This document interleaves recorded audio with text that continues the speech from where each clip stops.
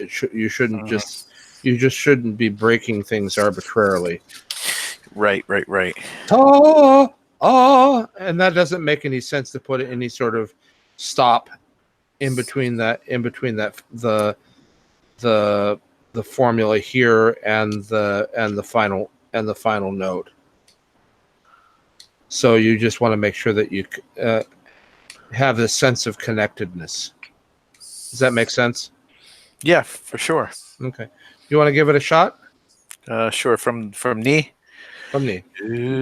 Ta ta ta ta ta ta ta ta ta ta ta ta ta ta ta ta. First of all, you didn't hold this out. Ta. So I want to hear what I want to hear is 2 equal beats. 1 and 2, 2 and 3, 3, 1 and 2, 1 and 2, 1 and 2, 1 and 2, 1 and 2. Ta ta ta ta ta ta ta ta. So Okay. make sure that you're. I would tap out your downbeats. Ta ta ta. Yep. Good suggestion. Okay, go for it. Ready? Go for it. Ta ta ta ta ta ta ta ta ta ta ta. Stop. Should be the same ornament going down as going up. Am I doing like Sakisma going down? You're doing more of a taki. You're doing is more of a Sakisma. Ta ta ta ta ta ta ta ta ta ta. Ta ta ta ta ta ta ta ta ta ta. Okay, try giving it a little bit more smoothness between the syllables. Sure. Ta ta ta ta ta ta ta ta ta ta ta ta ta ta ta ta. Better. You're still breaking quite a bit between the tas. I know it can be kind of a stretch to figure out where to take a breath. Yeah. I usually in exercises like this, I think the martiri would be a good place. Ta ta ta ta ta ta ta ta. Because it's basically anybody can do 4 notes breath. Mm-hmm. So try using your martiri as a breath point. So martiri as in the varia, or the martiri at the end of the line? Yeah, at the end of the line. So like on the, okay. Ta ta ta ta ta ta ta ta ta ta ta ta ta ta ta ta. Much better, much smoother line. Helps if I open my chest a little bit too. Mm-hmm. Better breathing. Well, the only reason you can hear me, I think, is I have the mic about two full finger spans from my lips. So it's the voice. I'm speaking with the voice of God. But that's actually not bad. But one thing your metrical cadence still, your meter still suffers a little bit. Meter as in timing. As in timing. Okay. So because you're applying a certain amount, you're applying a lot of weight to this first note. Ta ta, almost as if you're kind of I'm not sure why. It should be 1 and 2, 1 and 2, 1 and 2, 1 and 2. Try that. 1 and 2, 1 and 2, 1 and 2. 1 and 2, 1, 2 and 2, 3 and 2, 4 and 2, 4 and 2, 5 and 2, 6 and 2, 7 and 2, 8 and 2. These are all 2-beat measures anyway. So 1 and 2, 1 and 2, 1 and 2, 1 and 2 will work. 1 and 2. 1 and 2, 2 and 2, 1 and 2, 1 and 2, 1 and 2, 1 and 2, 1 and 2, 1 and 2. 1 and 2, 1 and 2, 1 and 2, 1 and 2, 1 and 2, 1 and 2, 1 and 2, 1 and 2. 1 and 2. Not bad. Okay, now take away the counts and just put the tas back in. Ta ta. Ta ta ta ta ta ta ta ta ta ta ta ta ta ta ta ta. Okay, now remember to put in a breaking pitch right in between these and that, so that you have a sense of two distinct counts. Ta ta ta or ta Ta ta. Yeah. Or any sort of breaking pitch, I think would serve that well. Mm-hmm. So you have. I know it sounds horribly nitpicky. No, it's okay. This is what we're doing here, John. Yes, the worshiper of Byzantine Chant is leading you astray from all from all holiness. Well, to a higher plane, John. But I've seen these phrases used almost interchangeably, and let me just bring a good example of that was the tipika of oh goodness sakes, where'd it go? There it went. Let's see, because when I transcribed this from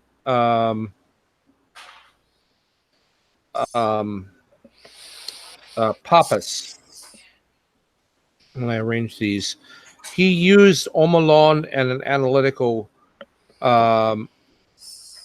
formula almost interchangeably. Like, for instance, you have na. Bless the Lord, oh my soul, blessed art thou, O Lord. Bless the Lord, oh my soul. And then down a ways. Who is great, who fulfilleth thy desire with good things. Good. Who fulfilleth thy desire with good things.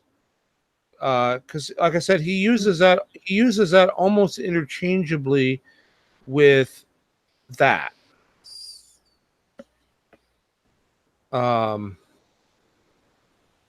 So being very slavish to this,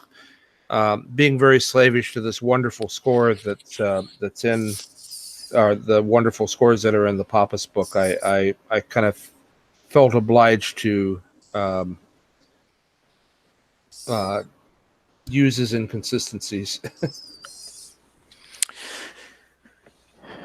Okay. So, but again, let's see. Yeah. As for man, his days are as the grass. Who was the composer of this one? This is from the. Is this Pappas? This is from. Well, Pappas just transcribed it from something that Angelopoulos transcribed from the Holy Mountain.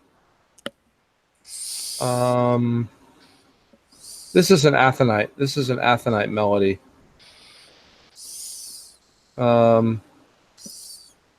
I can think of. I don't know if there's any more samples of that.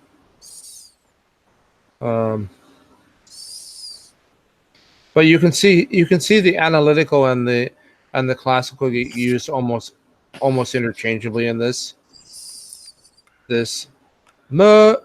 Mercy, thee.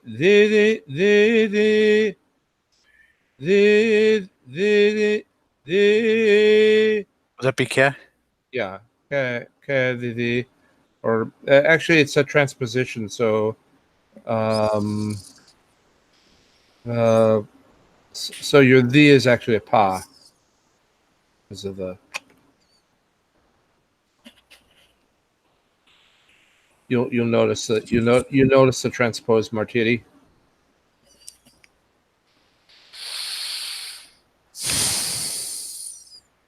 All right, so I think I've digressed long enough. I just wanted. You showed me how it's applied, and that's cool. Yeah. So as I said, a phrase like this, 1 and 2, and this could be used almost interchangeably. Show that again, John. I said a phrase like this, and now I have to find it again. This can be used almost interchangeably. Yeah, okay, I can see that. One is more the explicit Ison and then Oliguan. Yeah. I see. So is that just a personal style, personal preference, or what the interchange? Using one versus the other. I don't know. I have not gotten into the mind of some of these people. Yeah. Well, I can understand that, someone that's more comfortable in their more comfortable with the ornamentation could, right. But there's others like myself that are sort of starting out that need things to be more explicitly right. Well, painted. I'm just using the like I said, I was just following I was just following the model that was in Pappas's book. Okay. To an almost slavish degree. Is that his liturgy book? That's from his liturgy book, yeah. Is that available in print, or is that available online, I wonder? You can twist someone's arm to send you a copy of it electronically. Yeah. What's his first name? Panagiotis. Panagiotis Pappas. Yeah. No, I don't think. See, the problem is it was never. The copy that exists is not typeset; it's handwritten. Oh. And I would have to show you. Let me see if I can find a copy of it on my top secret. On my top secret. Is it just a Divine Liturgy? Is that the name of it? Yeah, it's Theos Liturgia. Let's see. Here, I'll just bring up. Here, let me just toggle.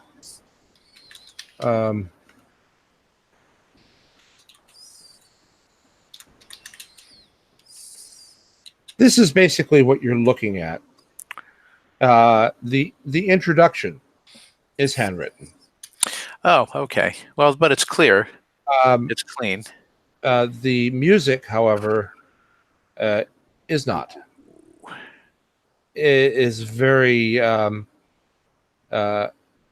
Here's one setting of the Tipica. He gives a couple in here, but it's pretty. You have to really adjust your eyes to what he's doing, and that takes some doing. Yes, for sure.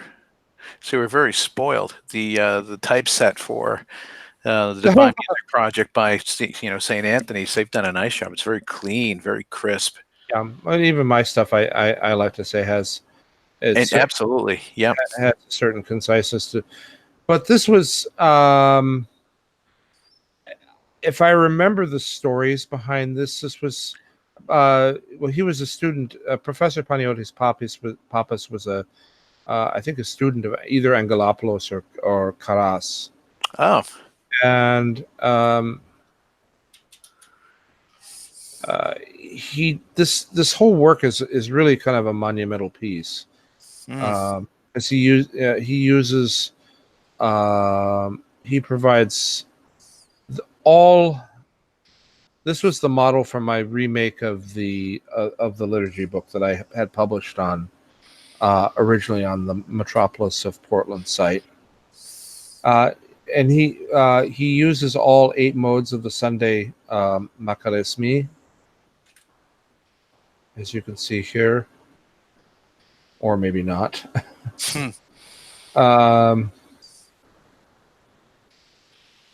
But yeah, he presents all. So we have Equus Lefteros. Yeah, he goes and he provide. One of the things he does is he provides an alternate slower melody for the Theotokian to give the priest time to pile into the nave. Yeah.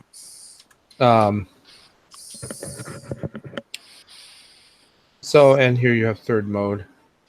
But he also, in addition to using the modal liturgica, he also presents the Cliton, which I use as the exclusive model in my book. Sure. Oh, and here we have full Perkimena, which I used in my liturgy book. The full Sunday Perkimena, instead of just reading the verses as a lot of Greek. So, John, where did you find this? Originally I made a copy of John Michael Boyer's book. It got lost, and so I had I have my connections. Okay, all right. So somebody scanned it, and then. Oh yeah. Somebody scanned it, but this is here we have the Femi for the the Patriarch, and the Archbishop. New calendar, of course. Mm-hmm. And this is several years old. Actually, it's his spot for the bishop is left blank, or the Archbishop, and the Patriarch. How oddly appropriate. But anyway, it's even though it's as a barely legible, it is an impressive work. For sure. I know my friend Richard Barrett in Boston has been working on, has had various attempts at transcribing it, typesetting it. But again, it's such a. I mean, I can tell you, doing it in English, it was such a time-consuming. It was such a time-consuming project to get it done that I'm simply impressed that anyone would want to do it at all. Well, it could be a good standard or model for the Divine Liturgy. Oh yeah. And again, that was one of the things I had hoped for in this edition was to provide some sort of standard. But again, it was one of those things that got put. The brakes got put on it. So So, is this something that you're thinking to return to that, or just setting it down and doing other projects, or what's your thought on that, John? Well, this project is basically done. I'm not gonna tackle another redo of this. Yeah. This was the first project was exhausting enough, and then doing the second edition with with um, uh, um, the Sunday Beatitudes here, as was in Pappas's book, was just hugely taxing. So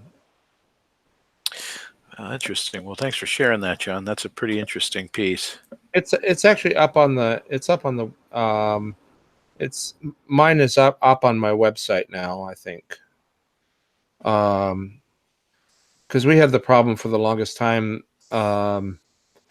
They I can't think of the Etna monastery basically just jettisoned the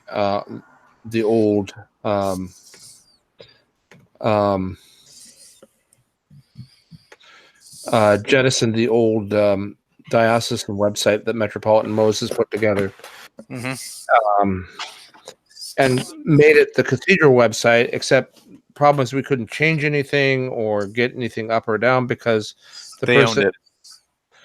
Well, no, Mary Beth Lytle owned it. Oh, the original one. Yeah, the original one. But they've put another one together since then, right? Oh yeah. They put another together, but I'm not a priority with them, so nothing that I put together made it up with them, made it up on that site. So, which to me is just as well.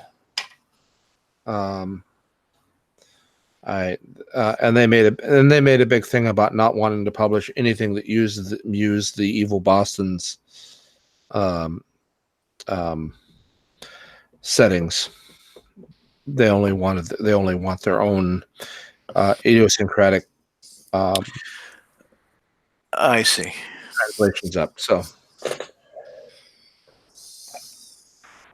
and the odd And duck. their people are using it, right? Pardon? Their people are using it. Oh yeah, there are people. There are people who are using their and the deacon here is thinks it's the greatest thing since sliced bread. Let us beseech the Lord. Yeah. But I tried. I failed. I tried. I failed. Well, time to let that ship sail and move on to other things, John. Right? Yeah. Well, I be honest. I really do not like avoiding contact with people from the parish, but it seems like every contact I have is I get warnings of the fires of hell if I don't come back to them. So I'm just not I'm not going there. I have very specific that they're I don't think that a full reconciliation is possible at this point, even though I tried. Yeah, I remember. I remember you mentioned that, John. So at any rate, so anyway, So, is there more? Is there more that we want to do with Homalon, or are you thinking to move on to? I still don't get a sense of complete mastery yet or comfort with it. Okay. You're still what I still want to get a sense of is treating these uh, is a sense of a smooth melodic line. Now, when you say that, you're saying like the from knee to thee. Knee to thee, or I don't know if are you having breath problem or breath control problem between or finding you're having to gasp? I don't know. I don't know. Let's Try doing try doing knee to thee on a single breath from the belly, not the chest. Yeah, that's something I have to work on.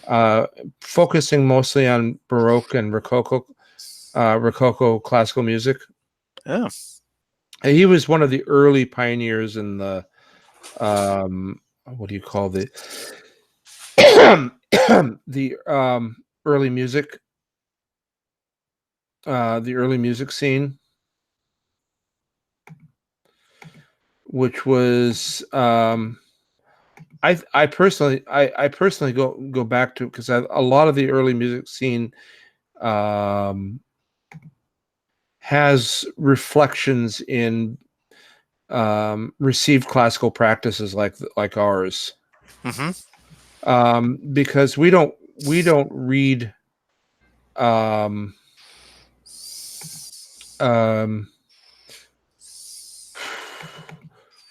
we're not used to reading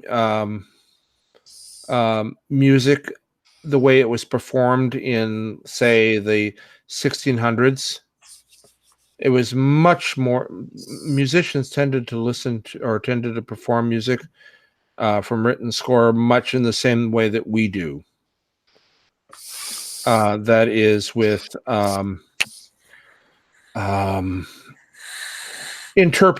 we use the written music as a launching point, rather than something that we slavishly follow for. So it's much more interpreted. Well, these are the challenges today, John, that you've got a bunch of people that are trying to do this, that it's not their specialty, and their opinion is, look, just get it done, out of necessity, that they're missing that higher level, which is, what we're talking about here, is really enjoying this as a true art form, and trying to render justice to it. Which is really kind of sad, because that was considered the normative. That's, in fact, still considered normative by traditional chanters. Right. Up to, let me just see if I can find something that's usable for our purposes. This is Pentecost.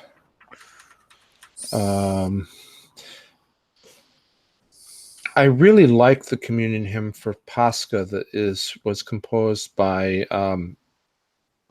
Balasius the priest. It's the one that's on the Vatopedi Pascha season, or Pascha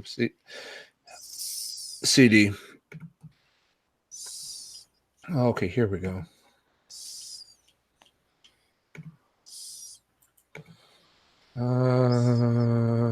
Here we go. Let's see. So you have a lot of you've run into Homalon a lot here.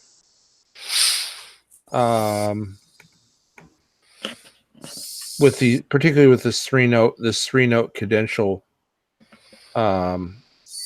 splurge. I can't think of where's this is one that you run into a lot. Let's see.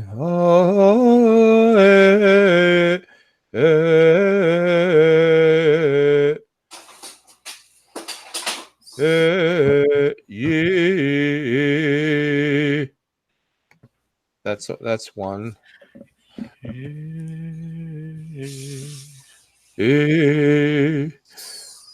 Oteshi odimo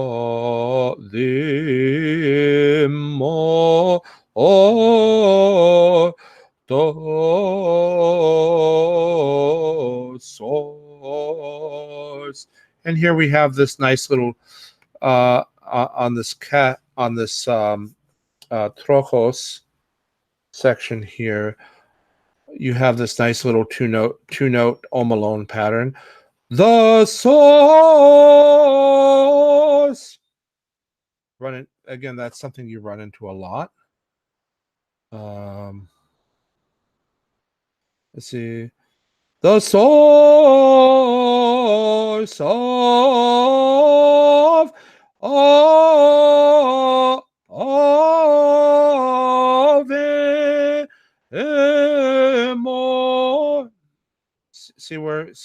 see that little pattern. It's interesting, John. But again, again, you're going to run into a lot of these ornaments very heavily in Papatic or California repertoire. So good. That's why banging out these exercises, and learning to do it as a cohesive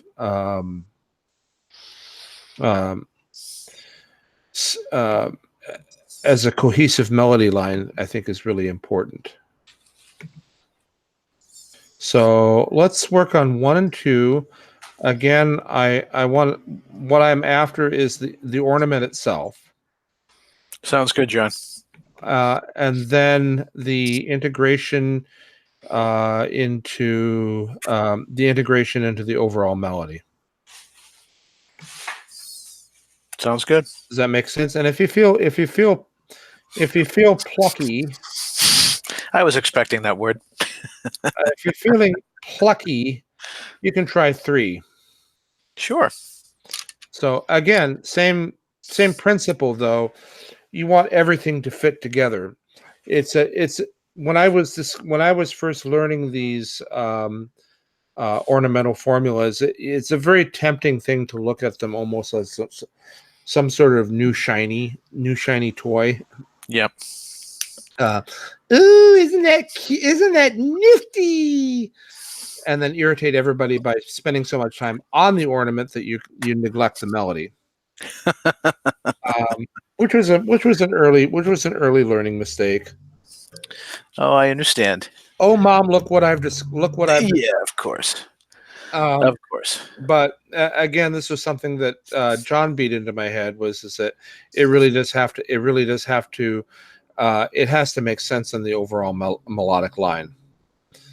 If it doesn't, then it's like a lot of the really fancy ornaments, or fancy approaches to things like pedesty or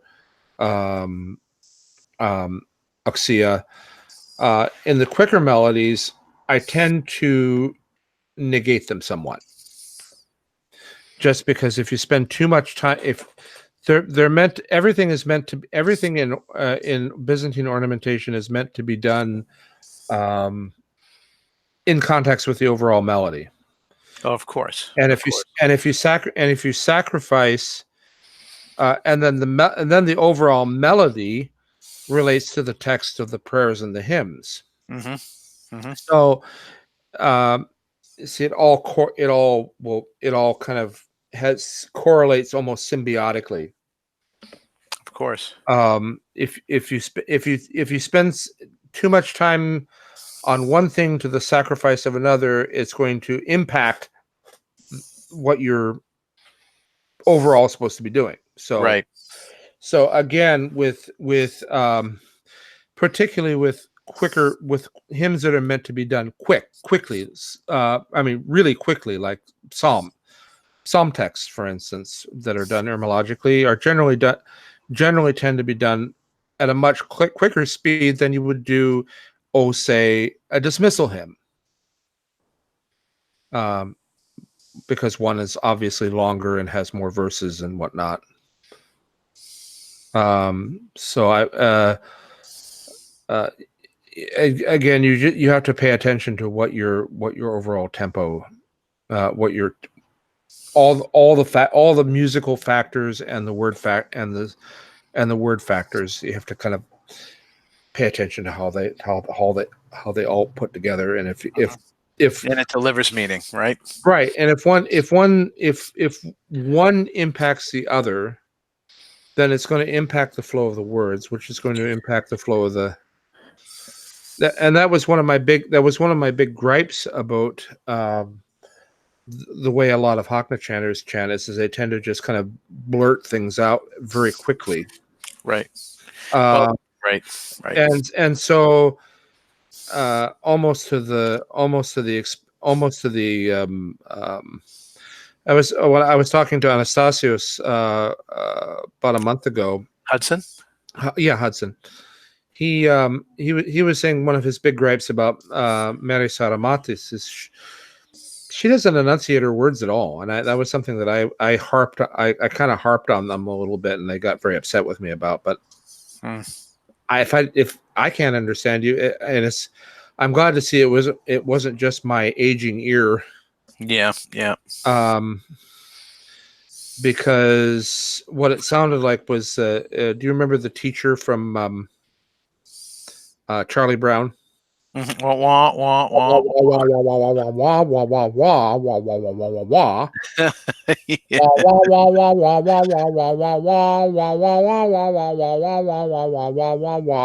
Or if they were just chanting, if they were just doing free chanting from text, which is a practice that I don't really, to be honest with you, I just don't really, I don't. Yeah, it's losing its allure for me as well. There are some times it's necessary, I get it, but when at all possible.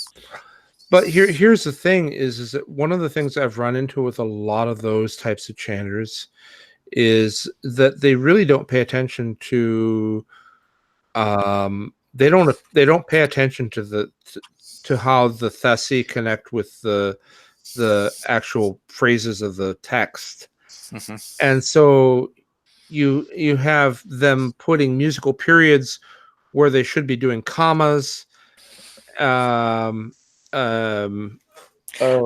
John, it makes total sense. You know, if you have somebody that's doing that, they're probably not musically trained. They're probably doing it from a cassette, and they're just trying to figure out the formula and do it on the fly. So it happens. It happens all the time. You know, it happens to me too. If I have not looked at a piece before, you know, if I haven't looked at a hymn before and I try going through it.